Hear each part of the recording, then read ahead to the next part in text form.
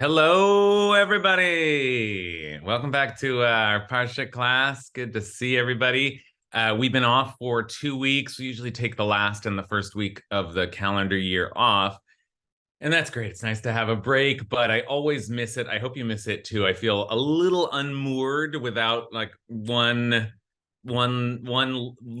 solid leg of the week in the Parsha. Um, and uh and in the gap, in the interim, it was particularly painful to be unmoored for the last parsha of Bereshit and the first parsha of Shemot, ending Genesis, beginning Exodus. So we've gone through a transformation, in all kinds of ways. We've flipped the calendar, we've flipped the Sefer, the book of Torah that we're reading, and the world continues to transform as well. And so I always feel this transition when we move into Exodus suddenly feels like, whoa, and inaugurations are in the month of Exodus, and insurrections are in the month of Exodus, and things happen in January. So I just feel like, yeah, wild stuff to suddenly try to tackle once again, the greatest story ever told.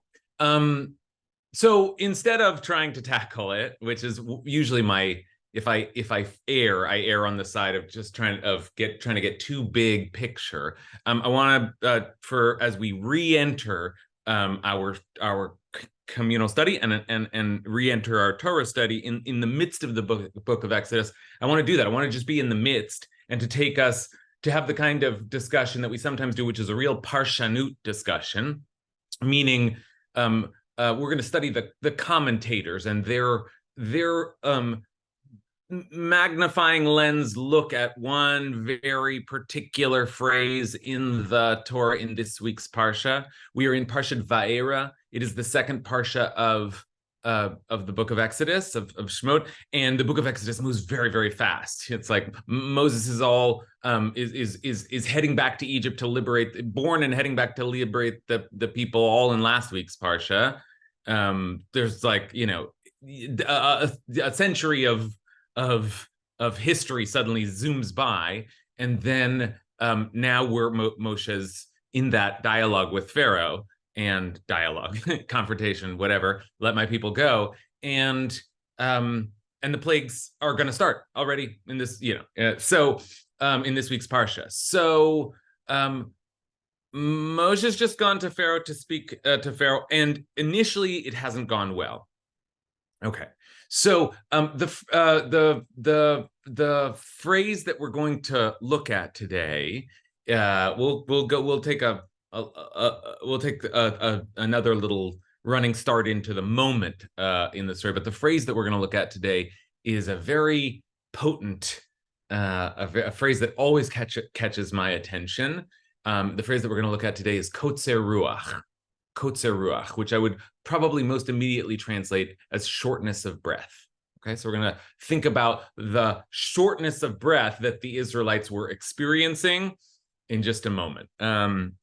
Okay, let's just take a pause here for announcements, and we'll say a blessing over our Torah study. One announcement that I've been making all along, but I really feel this week, I'm writing these weekly Divrei Torah for Hadar. I work for Hadar now, and am fortunate to still do this class with IKAR. But I'm writing these weekly Divrei Torah, and the class and the essay. Here's the sign up, and then I'll just give you this week's.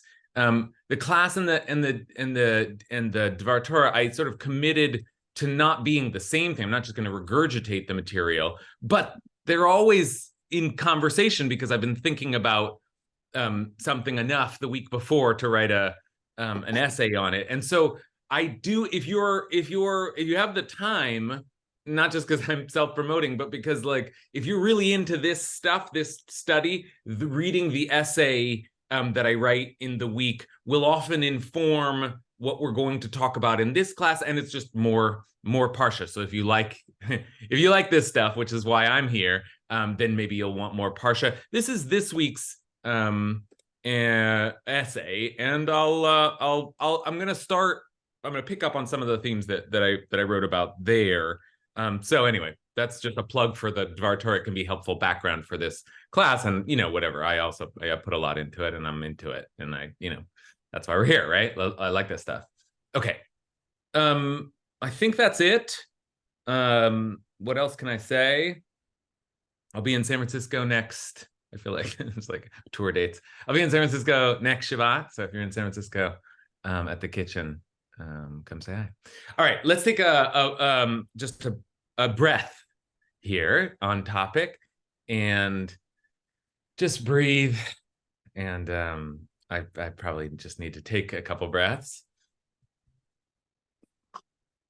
And then we'll say a blessing, just remembering that what we do is sacred.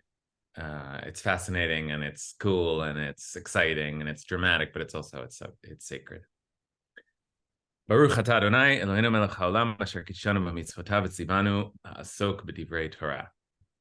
Okay, so here we go. Let's get right into it and look at this phrase, shortness of breath. And I must say, I say this sometimes. I'm very well prepared for class, but I like to actually admit when I'm not so well prepared, because what I'm saying there is not that I haven't thought about the class, but that this is my first time really thinking through this, and it's different. I personally, in my study of the Torah, some people will tell you different. Like first you just look at the plain text and you do all before you ever consult the commentators. But I always go to the commentators first, because they are the guides that help me figure out, where I'm going to go look in the text later. And I have ideas now from studying the commentators this week, where I might go and think about, I want to see where this phrase repeats in various ways throughout Tanakh, throughout but I haven't done that yet. I mostly just looked and what we're going to do today is mostly just look at the commentators and just some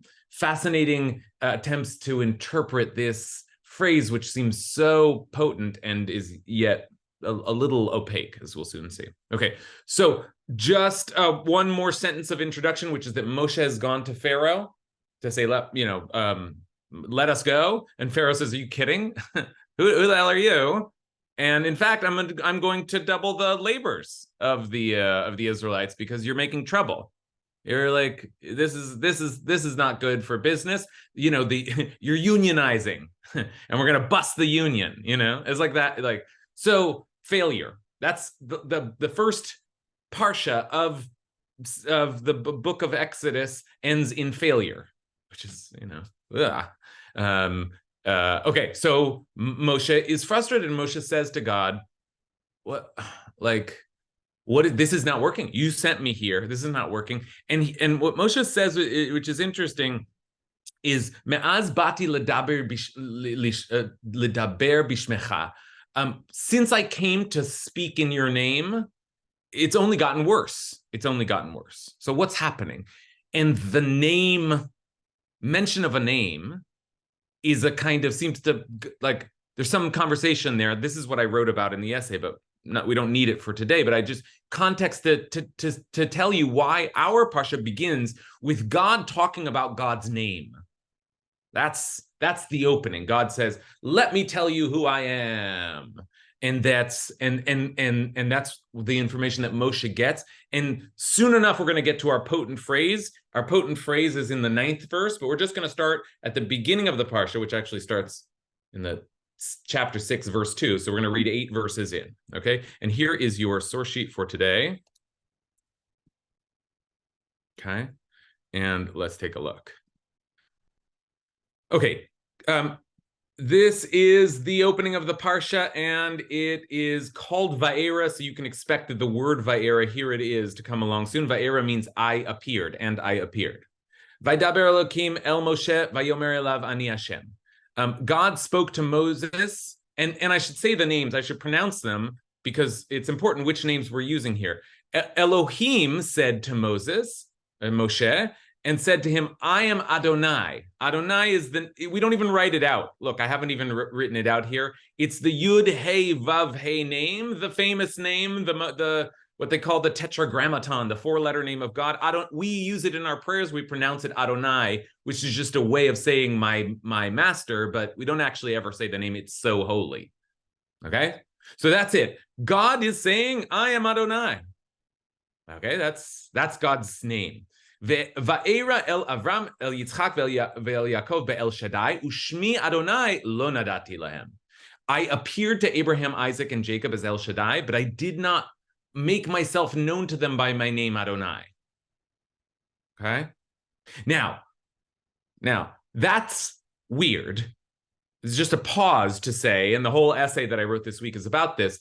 That's weird because we have seen that name before. It seems like what God just said is, I'm giving you a new name. You're Moshe. I'm going to tell you the real name of God. This is the name of God. Abraham never even knew this name. But if we go back and we look at the story of Abraham, Abraham was using that name all the time. And so there's something about this that doesn't make sense. We could have a field day with it. Biblical critics have a field day with it. Kabbalists have a field day. What is he talking about here?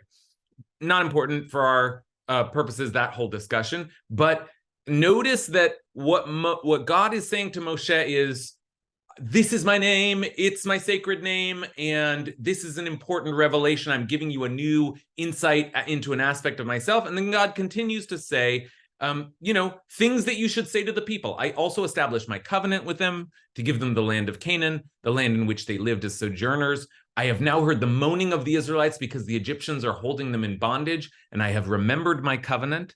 Say therefore to the Israelite people, I am Adonai. Okay, this is the big phrase. I am Adonai. Tell them, that's me. I'm Adonai.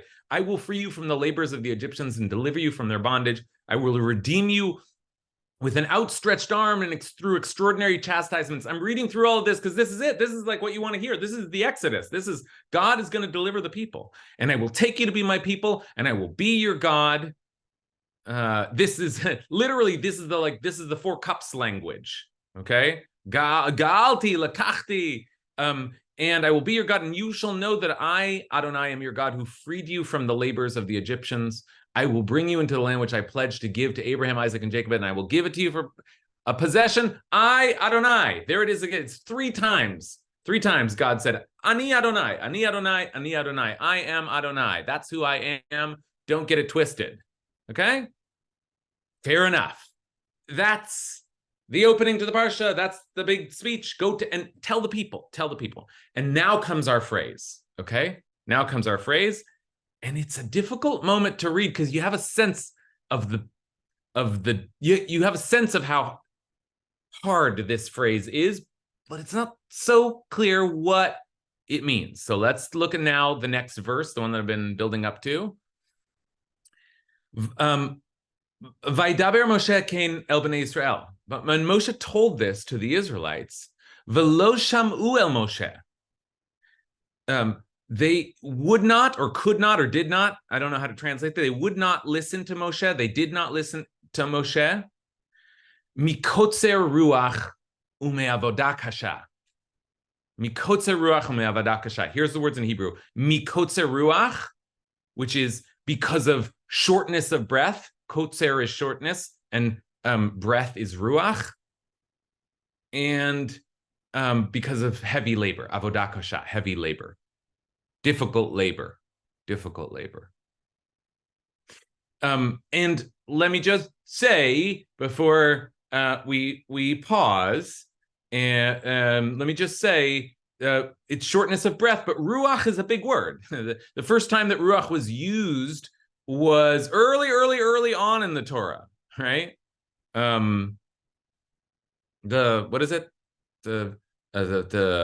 The second verse, third verse, Ruach Elohim merachefet al pnei hamayim. The Spirit of God hovered above the waters. So Ruach means spirit. It also means wind. It also means breath. It's some kind of intangible air thing, but early on it's used as a kind of divine trait. Sometimes the Ruach Chaim, the spirit of life that animates us. So Ruach is a loaded word. It could mean a lot of things. Kotzer does mean cut off or short. Okay, so shortness of spirit or shortness of breath and heavy labor. And so Moshe told all this to the people, but the people couldn't hear him or they didn't hear him, or they wouldn't hear him because of their shortness of breath. Okay?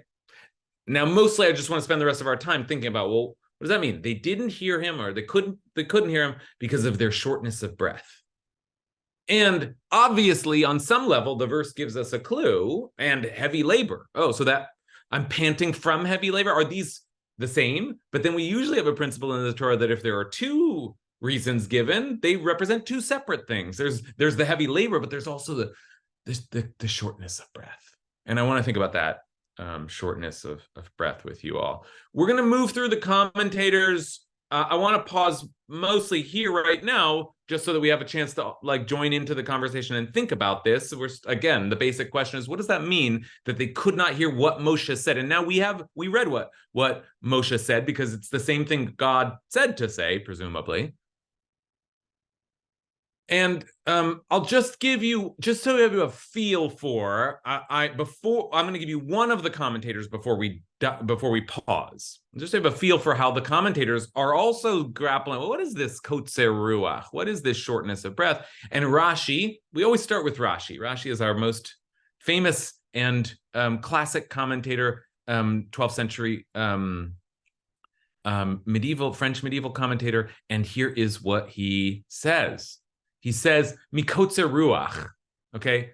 Kol meshehu meitzar, if one is in pain or anguish or constriction, and this word meitzar is related, it's over here, to the word for Egypt, Mitzrayim. So there's a little bit of a hint there. Anyone who's in meitzar, anyone who's in Egypt, anyone who's in pain, one's breath comes in short gasps. Rucho unishmato, although he says his ruach and his breath comes in, is short. Ve'eno yachol la'arich bin shimato, and he can't draw long breaths. Okay, so this is good because Rashi gives us basically just the pshat, the basic understanding of the verse. It means shortness of breath. You know how it is when you're gasping for breath. That's where they were at. But Rashi adds a little bit of interpretation to it, because he says, what causes you to gasp for breath? Heavy labor, right? No, pain. Pain causes you to gasp for breath. And then you start to feel that constriction. So now, okay, how would I read that back into the verse? What is Rashi trying to tell me about their experience? What is it that they experience? What is it that, okay, you can answer that question, or you can answer the bigger question. I want to invite people now in to start thinking about, what does it mean that the people could not hear Moshe?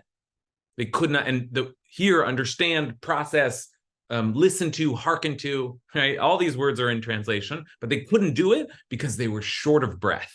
Okay, I saw Ariela's hand go up. So Ariel, what do you think? Well, my immediate reaction was the narrowness of Egypt. Egypt was a place of hard labor, of constriction, and that was immediately what came into my mind, the constriction. Like when you're gasping for breath, it's a constriction. Okay, great. Thank you, Ariella. Let's do this a little. I just pointed at it, and some of us know this Hebrew well, and some of us probably don't know it very well. But I'd like to it's nice to just see it in the Hebrew, so that even if you don't read Hebrew, you can actually just see the connections being made. So this word here is the word for pain, meitzar, or it could mean constriction. It actually more precisely means something like tightness and constriction, that kind of sharp pain. But if you, let's see if I can do this correctly here. Yeah, if you did this, that would be Mitzrayim. That word right there would be, this is not with those vowels, but that word would be Egypt, which makes Egypt the place of pains. The place of, we actually more often say, the place of narrowness. Often you'll hear people speak kind of poetically about Egypt was the place of constriction, the place of narrowness, right? Min ha-meitzar, I call out to you from the constricted places, anani b'merchav, and you answer me with expansiveness. That's like the Psalms version of it. But Mitzrayim, then Egypt, is a place of constriction. So Ariel is just, as Rashi is doing, saying a very basic thing, which is when you feel constricted, you can't breathe, but that was what Egypt was. Not just a place of slavery and oppression, but there was something about just now feel the atmosphere there, that I can't, my goodness, I remember teaching. Yeah.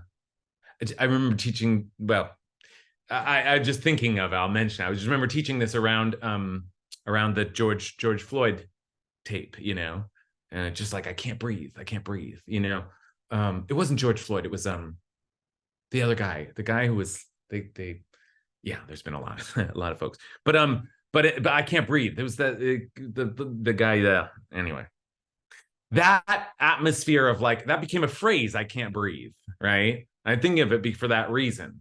I can't breathe was a specific incident of someone who couldn't breathe, but then it became a sort of a way of speaking about the whole atmosphere in the nation. And right? So what was the atmosphere in the nation of Egypt? That kind of constriction. So yeah. Okay. Let's Regina. Hello, thank you. I'm new today, so thank you. So I've been raising children for about 40 years, brothers and sisters, my own children, and my grandchildren now. And so I always think of everything in terms of kids. So when kids are really upset about something and they're just having a fit, and you want them to listen to you, what you say is, calm down, take a deep breath. Calm down and listen to me. So that's why you have to calm down in order to listen. You're not going to listen when you're all upset. Good. Wow. Good. Okay. That's beautiful language. Thank you for being here, Regina. It's nice to have you. And yeah, that's a great parallel, a great reference point, because it suggests that, Regina suggests that there's something about breathing. It isn't just that you're having like when you can't breathe, it's not just that you're having an uncomfortable physical, like pain is uncomfortable, but breath is something that one can try to harness. And we think actually of calming ourselves as, breathing, just breathe, take a breath, and meditative practices are often breathing practices. And so it is that when we're anxious and anxiety, like there's a bewilderment, a kind of confusion, because we're just like, I can't even feed my body with oxygen. So we speak about it as an emotional distress, but also a kind of mental distress, that there's like, I can't think clearly, I can't see clearly. And I'm going to take the opportunities when I can to drop in some of the commentators that we just saw Rashi, and I want to drop in the commentators when they seem relevant here, because I think what the Sforno says, Rabbi Ovadia Sforno of 15th century Italy, is a beautiful kind of has a beautiful appreciation for language, and is always kind of like thinking like, what does it really mean that they were short of breath or of spirit? And here's what he says. Here's his definitions. Always very poetic the way he says things. He says, kotzer ruach, because this is a very different take on not pain, but almost confusion. It did not appear believable to their ruach. Okay, so he's reading this a little like he's bending the words. It was too short for my spirit. Okay, it was not believable. It was just too. That was a stretch. Is almost the way he said it. With the idea, in other words, that they were out of breath, was that they were out of the capacity to believe that this could be. And he goes on to say, "Velo natnu lev lehitbonen." They didn't allow themselves to think about it. I just translated as their mind could not comprehend it, but more precisely, they did not give their hearts to think about it. They couldn't think, they couldn't process, they couldn't meditate on this. They were not in a meditative state. They were in an agitated state. And that's a mind thing as much as a body thing. Yeah, good. Okay, Payam. For me, it's a deep sigh because this is Pharaoh language. To them, it's the language of tyranny and determinism. And so they've been hearing it for so long that they just tuned it out. If you read the language, it's a lot of I will do this and I will do that. It's not you will, or so to them, it's just the same language they've always been hearing from people in power. So they just tune it out. They can't hear it. Right. Okay, good. Yeah, good. Like, yeah. What Payam's saying is that it's this moment of shortness of breath and not being able to hear. Remember what Moshe's going to say to them. I am Adonai. I am the eternal God, and I have always been throughout, like, and I'm going to save you. Like, it's like, and that they can't process that. Or like, are you kidding me? You know, it's just like backbreaking slave labor all day long. And now they're being asked to sort of process this. Now, what Payam says is this is the same old like jargon, you know, that I've always, okay, promises. And that's, I think, one take on it. And I also hear in that description a kind of, these are like big ideas. These are big ideas. God the infinite is going to, you know, but I can't deal with that right now. Like, I'm just trying to get through the next day. Yeah. Matt. Isn't this the first time that it's been to the people of Israel as opposed to various fellows of God talk to them? And now all of a sudden it's, hey, all of you have God.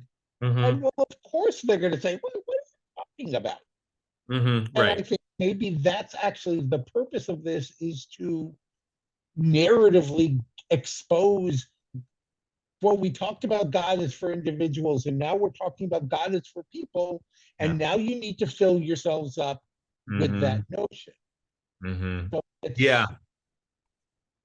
This is great. This is what Matt's saying in some ways is I love this reading because it's very clean, and it gets right to the language of the verses, so like sort of shortness of spirit.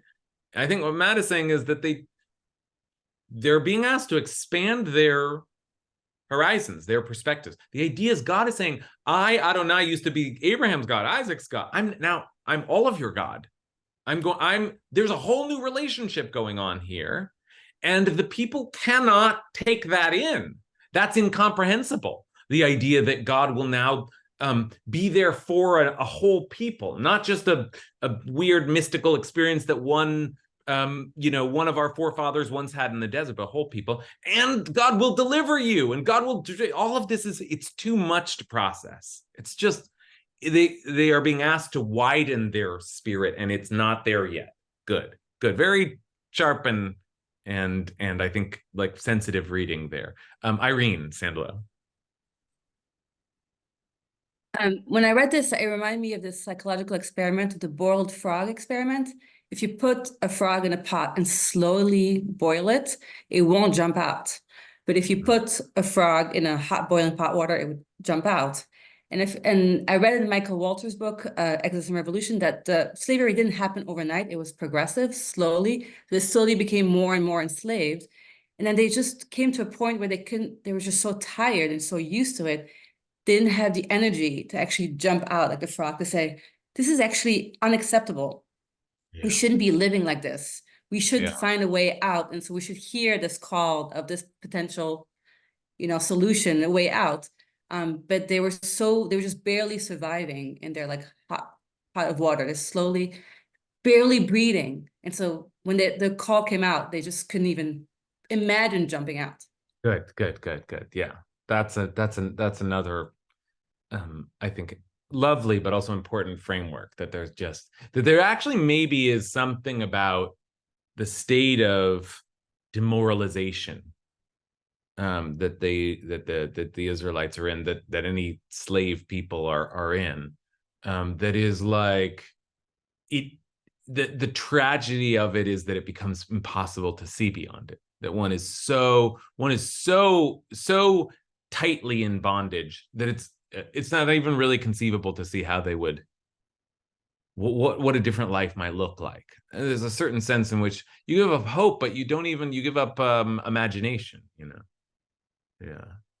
I want to keep dropping in some of these commentators because I think that they are echoing some of the things we're saying here. Here's Nachmanides, who has another version, I think not exactly like Irene's, but another version of sort of like having given up hope, a little more, an even more sort of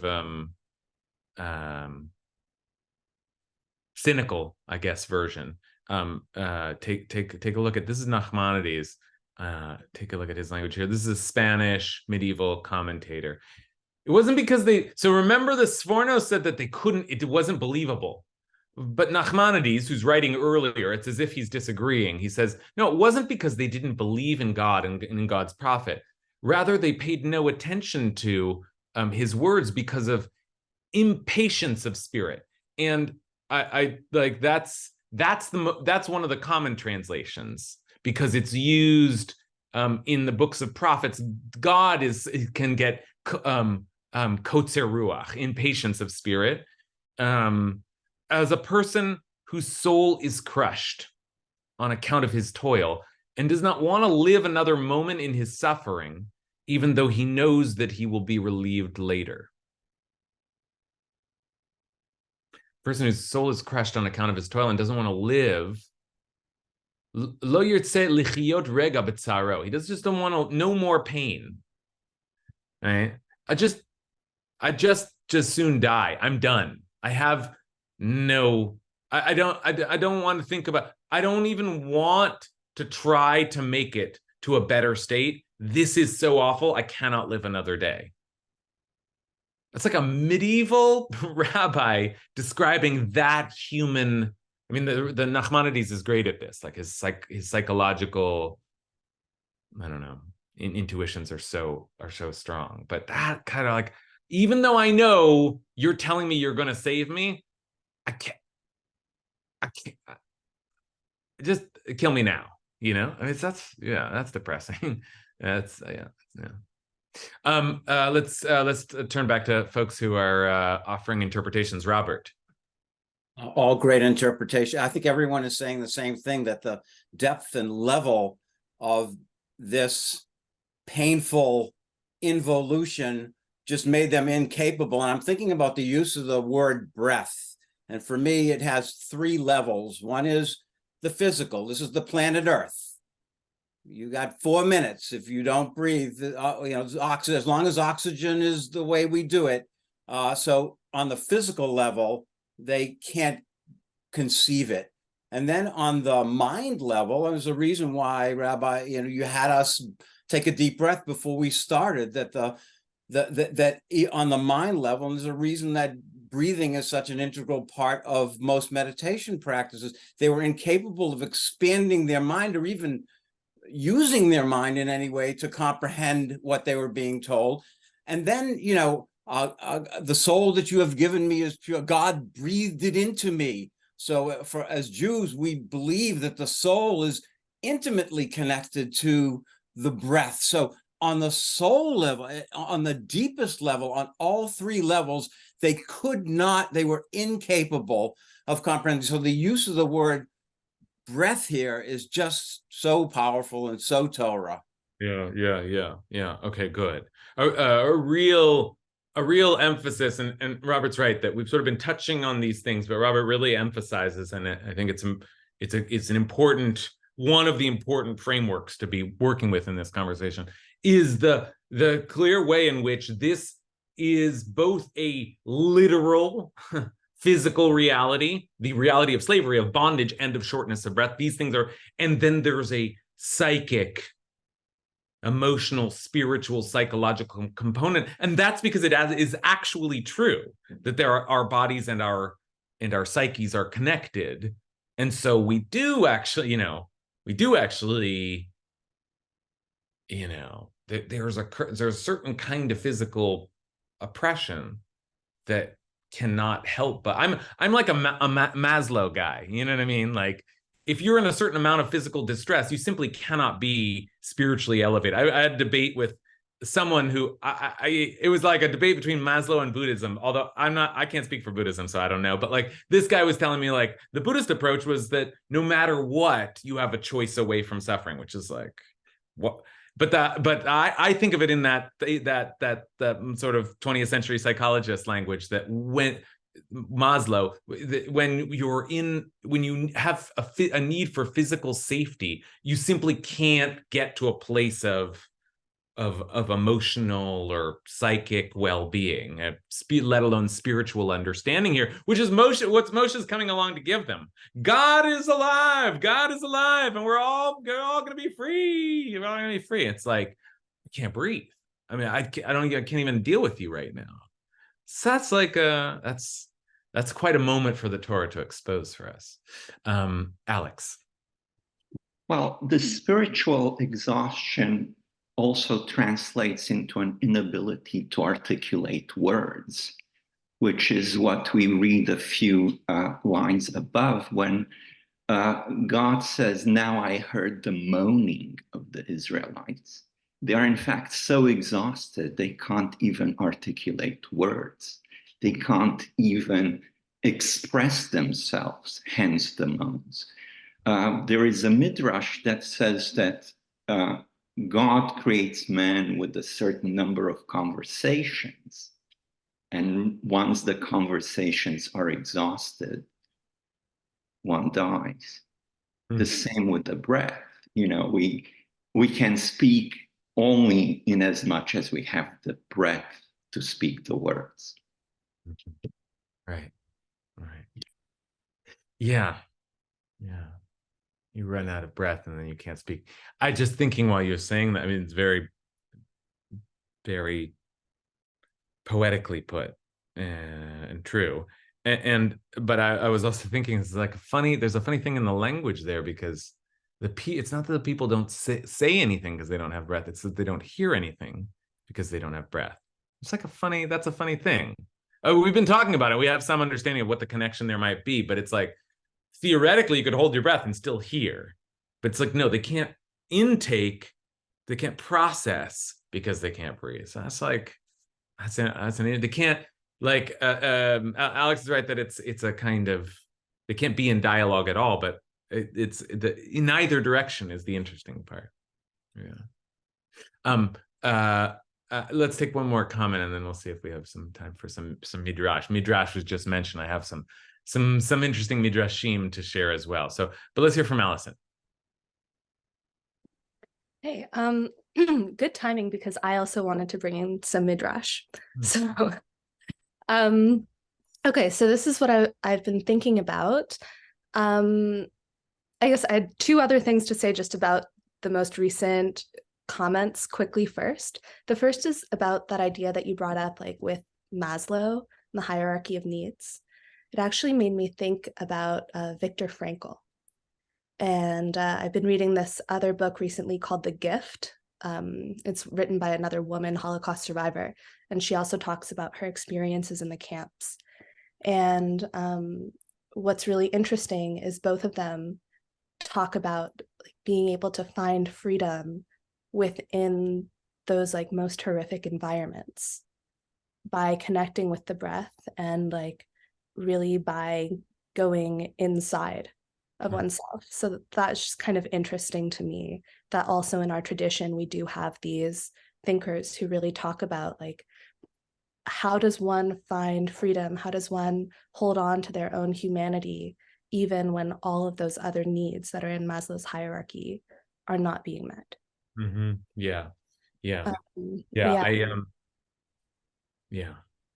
The next thing I was just thinking about, yeah, of course. Go ahead. Oh, sorry. Yeah, I had more to say. Oh, well, let me just respond to that. Yeah. I mean,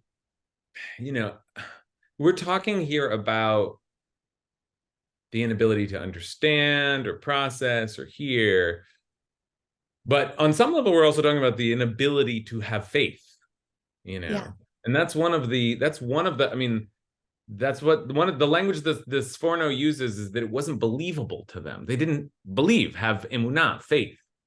I was talking to my aunt just before this class, my aunt who has done a lot of sort of filming and research in the Holocaust, so realm of Holocaust studies.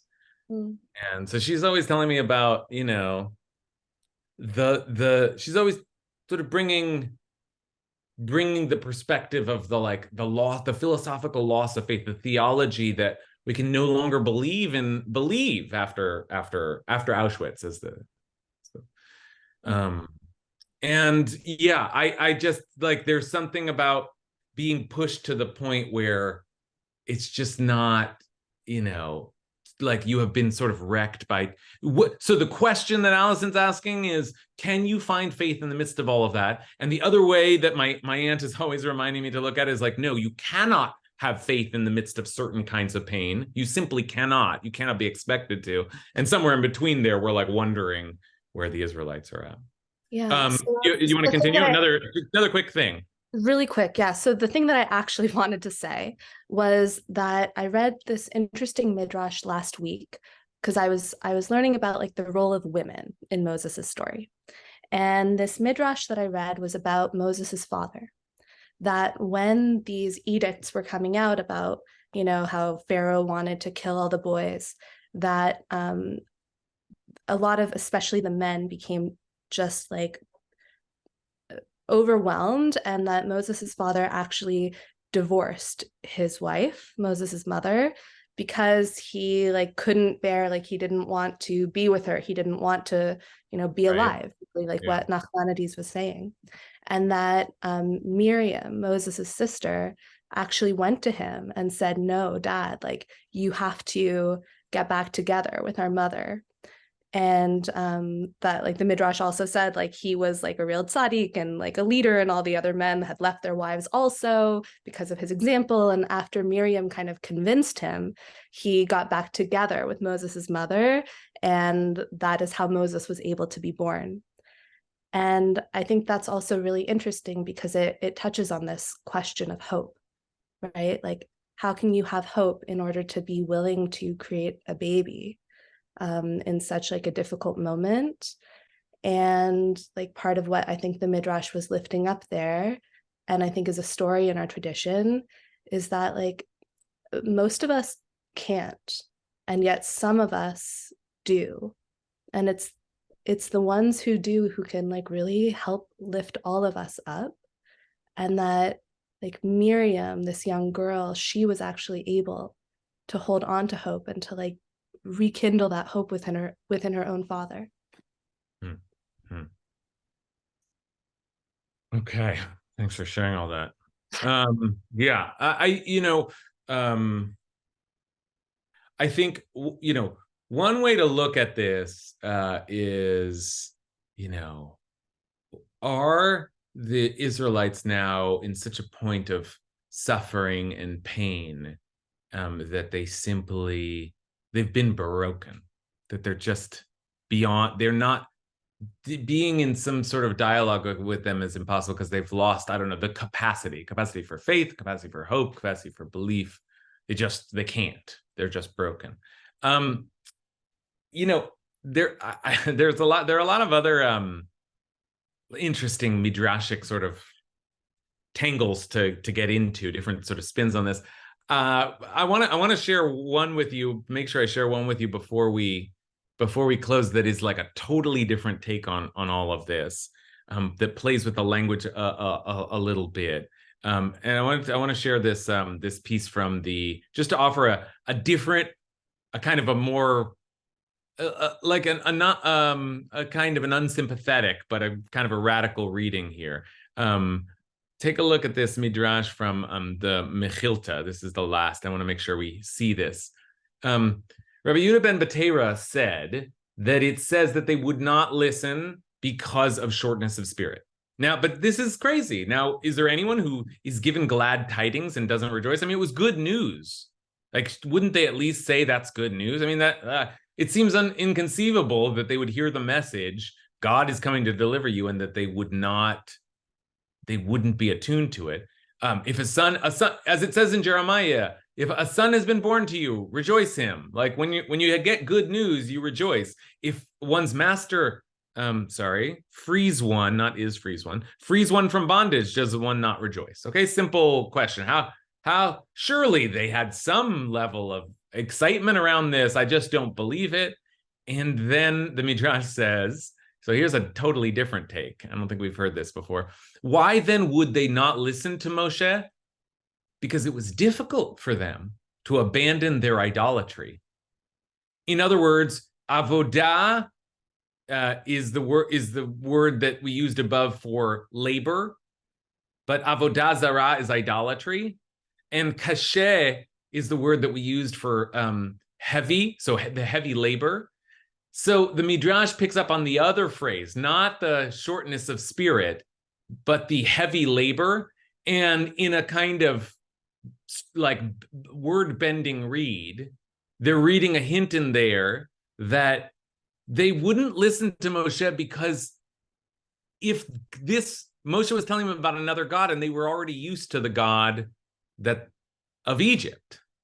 Now, you probably don't like that because it's you're blaming the slaves, there's like oppressed, and it's like, don't we feel sorry for them? The Midrash is suddenly blaming them, but there's something in there that I find very compelling. Like there was a way, and we've touched on it in various ways. There was a way in which maybe this Midrash is suggesting they become this reality had become so seeped into them that they were now a part of it, and they worshipped other gods, and more to the point, they couldn't see outside of Egypt. This is just the way it is. Slavery is the way it is. Pharaoh is the way it is. Egyptian gods is the way. This is just like, and I don't even want to. I'm comfortable to a certain extent. This is what's radical about this Midrash. I'm comfortable in my suffering. Like there's something about this that I like, that I'm attached to.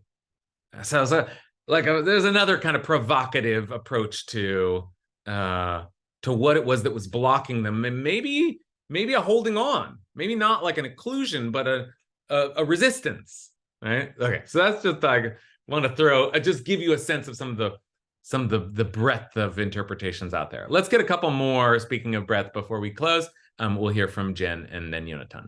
Yeah, something about this really rubs me the wrong way. And I've been trying to, right? And that last Midrash really sums it up, right? And that is give a parallel of someone's in an abusive relationship and we say, well, why don't they leave? Mm-hmm. Right? Why don't they just leave? And we try to explain it through things like, battered wife syndrome and learned helplessness. And those terms, it's not that those terms are totally meaningless, but when you ask people, a lot of times what they say is, because if I left, I wouldn't have money to pay for housing.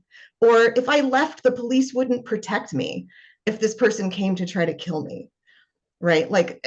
If we look at it from their perspective, when it talks about they didn't have the spirit, they didn't have, they were under heavy labor, these are instructions for what actually needed to be done for them, what changes needed to be made for them to be willing to do anything about what was told to them, right? And we're standing back and going, what do these things say about what was wrong with them, as opposed to what do these things say about what was wrong with what was offered to them that prevented them from being able to engage with it at all?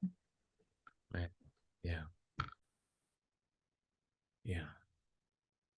It's very, I think we're in this danger all the time, in our current conflicts, and when we read of our historical conflicts, are in danger of just sort of stepping outside and speculating.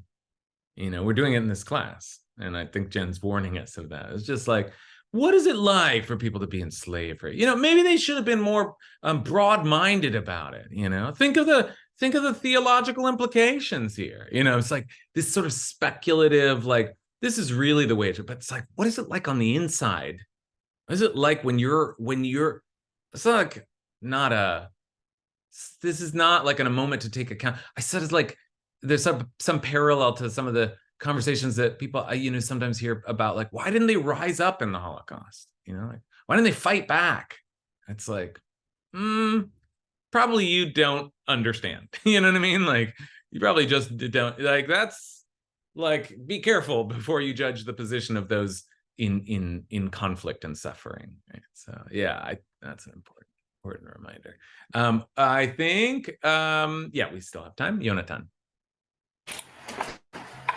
Going along with what Jen said, which I totally agree with, there's two words we can't just skip over when we interpret not listening, right, or not hearing. V'lo shamu el Moshe. They didn't listen to Moses. Not like they didn't listen to anyone, right? But like, Moses is notoriously not empathetic, right? Like, the way that he speaks to people is absolutist. He comes from, in this case, a lot of privilege. He was in Pharaoh's house, and then he was off the scene for 40 years. And then he decided he would come here and say whatever he wanted. Later in Deuteronomy, he says things like, oh yeah, if you just perform all the commandments, none of you will ever be incapable of having children, right? Like, he just has this vision of the world that is at best, like, at the tippy top pinnacle of the Maslowian hierarchy, and at the worst, completely delusional. And it's easy to understand why people who are living a different reality wouldn't put stock in him. And I think particularly, like, we have to remember that, at least if you buy into the tradition, he's the one who wrote these words, right? So like, oh yeah, they didn't listen to Moses because they were short of spirit. I mean, okay. But the lesson that Jen puts in for us is a really good one of like, well, what does it take to help people out of a situation like this? Like, what does it take for an abused spouse, for example, to trust that if they try to leave, that the people who are advocating for that will really be there to provide the support that they need? That's where you can fight against the shortness of breath, is through empathy. Okay, so this is great. First of all, I just wanted to just name what Yonatan is doing so well, and what I think we've all been doing so well over the course of this hour. With the assistance of the commentators, we're doing that kind of work of just really look at, this is an opaque moment. This is like a strange phrasing. Let's take every word here and really try to understand, what could this mean? How do I read it? Like, let's be very careful in our reading. That's like that is how we become interpreters of the Torah. And I've heard a lot of good, sharp interpretations of just like, what is this word really doing here? And now, just to turn to Yonatan's, I love the emphasis that we had not considered yet, that what they could not listen to was Moshe. Now, Yonatan gave us a whole kind of narrative backdrop for why that might be, and the role that Moshe plays in their lives. And maybe, maybe Moshe is not, maybe the onus is not necessarily on the ones being communicated to. Maybe the communication was off, or maybe the messenger was not the right messenger. And I want to just end by saying that here it is, God saying, tell them I'm God, tell them I'm God, tell them I'm God. But Moshe tells them, God said I'm God, right? And that's not good enough. Like, Yonatan's comments make me think, oh, these people are not going to believe in God until they stand at Mount Sinai. And then God comes down and says, Anochi Hashem Elokecha, I am God. Now everybody see. Now you don't, it's not enough to have someone else tell you about God. This is like a really powerful possibility here that emerges from Yonatan's interpretation, I think, which is that they need to be, Abraham had God speaking directly to him. So does Moses. I don't want to hear it from someone else. If you're really real and you're really going to deliver me, I want to feel it. I want you to tell me. I'm not going to hear it through an intermediary. And that's also like That's because we talked earlier about like the whole nation now being in relationship to God. Okay, well then the whole nation will have to have the experience if they're really going to believe. So more to come on that in the weeks to come. Thanks everybody for an illuminating conversation.